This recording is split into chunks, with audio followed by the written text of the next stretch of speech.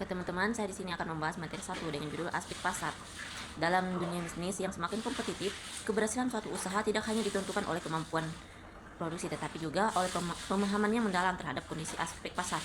Aspek pasar menjadi salah satu komponen utama dalam studi kelayakan bisnis, karena berkaitan langsung dengan permintaan, penawaran, serta potensi keberlangsungan suatu usaha di tengah persaingan. Tanpa analisis pasar yang tepat, sebuah bisnis berisiko mengalami kegagalan, meskipun memiliki produk yang berkualitas.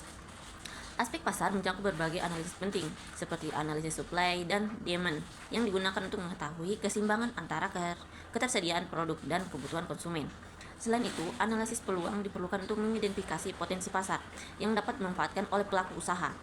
Proyeksi penjualan juga menjadi bagian penting dalam memperkirakan jumlah produk yang terdapat terjual dari masa mendatang, sehingga membantu dalam perencanaan produksi dan keuangan. Selanjutnya saya akan membahas materi yang kedua dengan judul aspek finansial dan aspek manajemen organisasi. Dalam era globalisasi dan persaingan bisnis yang semakin ketat, setiap pelaku usaha dituntut memiliki perencanaan yang matang sebelum menjalankan suatu bisnis. Salah satunya, langkah penting harus dilakukan adalah melakukan studi kelayakan bisnis. Studi kelayakan bisnis merupakan suatu proses analisis yang bertujuan untuk menilai apakah suatu usaha layak untuk dijalankan dari berbagai aspek seperti aspek finansial, teknis manajemen, hukum, dan pasar. Dari berbagai aspek tersebut, aspek teknis produksi dan teknologi menjadi salah satu faktor yang sangat krusial karena berkaitan langsung dengan proses operasional usaha. Aspek teknis dalam studi kelayakan bisnis mencakup berbagai hal penting seperti desain produk, proses produk, pemilihan lokasi usaha, tata letak, pesisir produk, serta penggunaan alat dan teknologi. Saya akan membahas di materi yang ketiga dengan judul aspek sosial dan aspek ekonomi. Aspek sosial seperti hubungan dan interaksi masyarakat, kontribusi sosial, budaya, pendidikan, kesehatan, keseimbangan hidup sosial penting untuk makna dan kualitas hidup. Dan sedangkan aspek ekonomi itu ilmu produksi, distribusi, dan konsumsi meliputi nilai tambahan, PDRB, investasi dan manajemen sumber daya, dan dampak positif negatif sosial itu menciptakan lapangan kerja, memberikan penghasilan dan meningkatkan keterampilan masyarakat setempat, dan peningkatan kualitas hidup, akses layanan kesehatan, pendidikan, dan infrastruktur yang lebih baik. Pelestarian budaya, bisnis dapat mempromosikan adat istiadat dan kegiatan lokal, dan dampak negatifnya itu pengangguran bila tidak menyerap tenaga lokal, pengikisan sosial, konflik perubahan keyakinan, dan penurunan kualitas lingkungan. Dan dampak positif dan negatif ekonomi seperti yaitu pertumbuhan ekonomi meningkatkan pendapatan daerah, investasi dan gratifikasi ekonomi. Kemudian pengurangan kemiskinan, lapangan kerja dan kenaikan pendapatan membantu mengurangi kemiskinan. Dan dampak negatifnya itu seperti kebocoran ekonomi bila keuntungan tidak direinvestasikan, potensi monopoli dan eksploitasi data. Kemudian saya akan membahas materi yang keempat dengan judul aspek lingkungan dalam studi kelayakan bisnis. Studi kelayakan bisnis merupakan suatu proses analisis yang sistematis untuk menilai apakah suatu usaha layak untuk dijalankan atau tidak. Analisis ini tidak hanya mempertimbangkan aspek finansial, tetapi juga mencakup berbagai aspek lainnya seperti pasar, teknis, manajemen, dan lingkungan. Tujuan utama dari studi kelayakan bisnis adalah menimbulkan risiko kerugian serta memastikan bahwa usaha yang dijalankan dapat memberikan manfaat secara ekonomi maupun sosial dalam jangka panjang. Salah satu aspek yang memiliki peran penting dalam studi kelayakan bisnis adalah aspek lingkungan.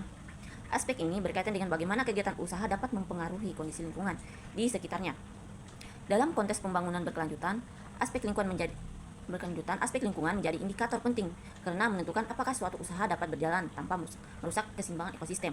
Atau aspek lingkungan menjadi semakin krusial karena setiap aktivitas bisnis pada dasarnya memiliki potensi menimbulkan dampak terhadap lingkungan.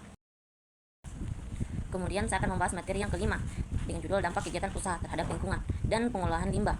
Nah, perkembangan kegiatan usaha dan industri di era globalisasi saat ini mengalami peningkatan yang sangat besar. Hal ini ditandai dengan semakin banyaknya perusahaan yang bergerak di berbagai sektor seperti industri manufaktur, pertambangan, dan pertanian, dan ada juga hingga jasa.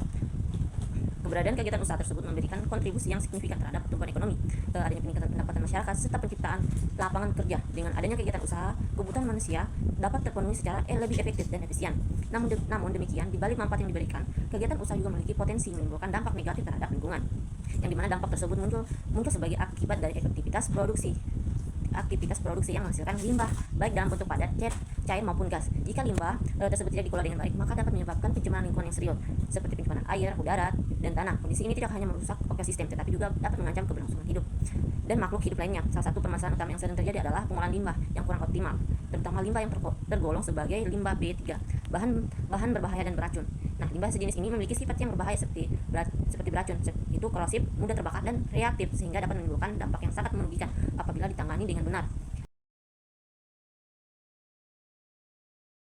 Selanjutnya, materi yang keenam dengan judul manajemen proses pembiayaan bank syariah, yang dimana perkembangan industri perbankan syariah di Indonesia dalam beberapa tahun terakhir menunjukkan pertumbuhan yang signifikan, baik dari sisi jumlah lembaga, aset, maupun tingkat kepercayaan masyarakat. Hal ini tidak terlepas dari meningkatnya kesadaran masyarakat terhadap pentingnya sistem keuangan yang berlandaskan prinsip syariah seperti keadilan, transparansi, serta larangan terhadap praktik riba, gahar, dan maisir. Nah, bank syariah hadir sebagai alternatif yang tidak hanya berorientasi pada keuntungan semata, tapi juga mengedepankan nilai-nilai etika dan tanggung jawab sosial dalam setiap aktivitas operasionalnya sebagai lembaga intermediasi. Bank syariah memiliki fungsi utama dalam menghimpun dana dari masyarakat dan menyalurkannya kembali dalam bentuk pembiayaan. Kegiatan penyaluran dana ini menjadi salah satu aktivitas yang menentukan kinerja dan keberlangsungan operasional bank.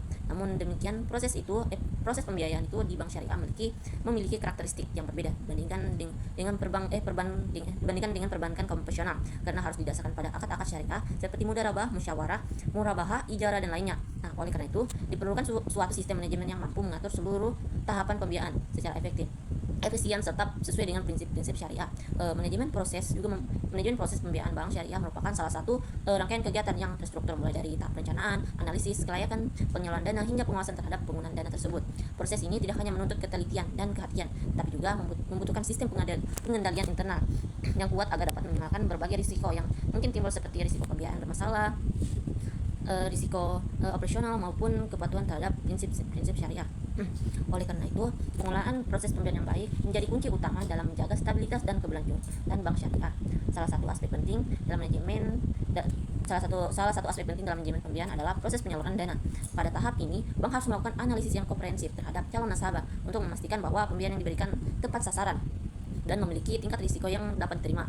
Dan juga analisis tersebut meliputi aspek karakter, kapasitas usaha, kondisi keuangan, serta prospek usaha nasabah. Mungkin itu saja dari pembahasan saya. Sekian dan terima kasih. Assalamualaikum warahmatullahi wabarakatuh.